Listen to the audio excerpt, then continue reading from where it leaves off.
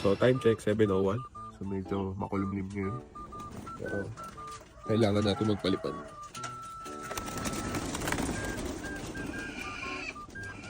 So habang nagpaparonda tayo ng mga ibon, magpakain na tayo ng mga breeder. So ito nga pala yung bigay ni Wingmaster. Ayan.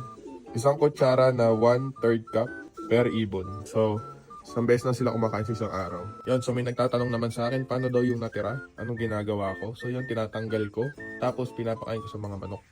So hindi ako nagbababad ng patoka dito sa mga breeders ko na to. Time check, 7:21. Nilipad pa sila. Kiss muna tayo. So all goods pa rin naman. Buo naman yung mga dumi. Buo naman. Yun, so naglagay na rin pala ako ng apog. Yun, so all goods na. Time check, 7:39. Nagbabaan na sila. Bilis oh. Di pa ako pumipito.